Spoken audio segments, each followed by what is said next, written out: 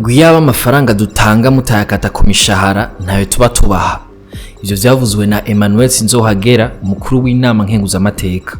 Hari kuwa 18 ruheshi 2024 aho yariko yidogera Mutuelle de la Fonction Publique ku bibazo vy'abakenguzamateka vyariko bibazwa abashikiranganje batatu harimo email sabushimike. Uwo nawe mu vyajejwe harimo gushigikirana.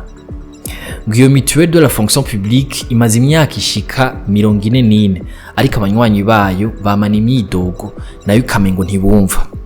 Ibibazo bisa nk'ivyo si rya mbere canke rya kabiri bibajijwe kuri iryo shirahamwe rijejwe kuvuza abakozi ba leta. Kubera iki none Mutuelle de la Fonction Publique yama yidogerwa? Niyo nkuru nyamukuru tuzakurabira hamwe no musi. Kaze cane ni David, nizere ko mukomeye. Hari umugwi w'abashingamateka wagize ingendo ku mavuriro no ku mafarmasi akorana na Mutuelle aho hari mu kw'icumi 2019. Bari bashaka kuganira n'abanywanyi bayo ngo bumve bongere bibonere ingorane bafise mu kwivuza. Intambamyi ya mbere babonye ni y'abakozi ba Mutuelle bakora nabi bakakirana abanywanyi umwitwarariko muke hamwe no gutakazi ku misi y'umwaramo canke y'akaruhukoho ngo ntibanatonda. Ubwa kabiri ngo hibonekeza ubukene bw'imiti muri rusangi, aho ntituvuze imyikaze dukunze kwita amaspecialite, ngo wasanga itanatangwa canke ngo uyihawe agasabwa kongera k'amafaranga bafatiye kuyo yari kugura usanzwe generique. Ubwa gatatu ngo hari ikibazo c'urugero rw'ibice kwijana Mutuelle igezako mu kurihira abanywanyi bayo. Ubwo rero ngo basanze rutama ari rumwe kuri bose.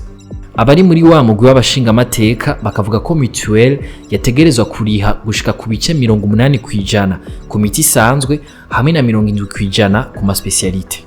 Ubwa kane ngo hari ubukene bw'amafarmasi akorana na Mutuelle mu gihugu hagati cyane cyane. Hariho rero intumbero zatanzwe kugira ivyo bibazo bive mu nzira. Twovuga nko gutanga agashiru kabute prime ku bakozi ba Mutuelle bitanga, gukorana n'ikigo Kamebu mu bijanye no kurangura imiti kugira ngo iboneke mu mwanya muto kandi zimbutse, kugwiza amafarmasi akorana na Mutuelle ngo hoboneka n'imiburiburi imwe muri buri karere k'ubuvuzi, hamwe rero no gukorana cane n'amafarmasi y'abigenga hamwe n'amavuriro yose muri rusange. Muri ca kiyago c'inama nkenguzamateka, umukuru wayo Sinzohagera yabwiye umushikiranganje sabushimika ati genda mukora ibikorwa biboneka, muve mu vyo kwama muvuga ngo turiko turakora imyaka n'iyindi gahera. Ati genda muronse ibipimo bikwiye abanywanyi banyu, naba mwoduza intererano muyiduze, mugabo umunywanyi avuzwe neza kandi aronka imiti nkuko bikwiye. Wowe ufise nawe icyo uterera ku vya Mutuelle muri commentaire. Dutandukira inkuru ngufi nazo.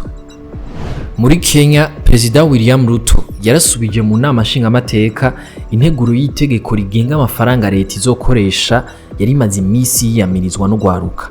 Hari ku mugoroba w'ejo kuwa 2026, Ruto yagiriye kasaba inama nshingamateka guhindura iyo nteguro mu kugabanya uburyo buzokoreshwa na leta, ngo bahere ku biro vy'umukuru w'igihugu bagabanya cane cane ibijanye n'ingendo n'imisi mikuru no kwakira abashitsi.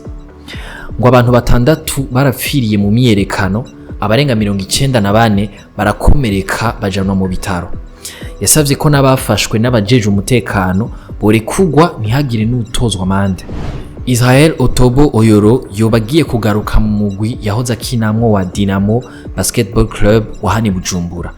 Uwo mukinyi w'umunyanigeria ari nawe yaranze higanwa ya Viva Basketball League ryo mu mwaka uheze, yari yungururije muri APR wo mu Rwanda inyuma yaho Dynamo yari isezerewe mu nkino za BAL.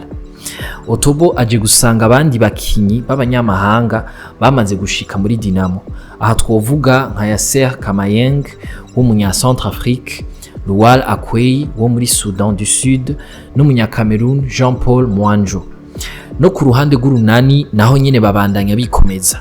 Baherutse kuzana abakinyi nka Sibanyoni, Nkosinati, Dieu Deing n'abandi. Mwakoze kudukurikira. Aya makuru muyasanga ku mbuga za Yaga na Iris News, ahanje tuzosubira ejo.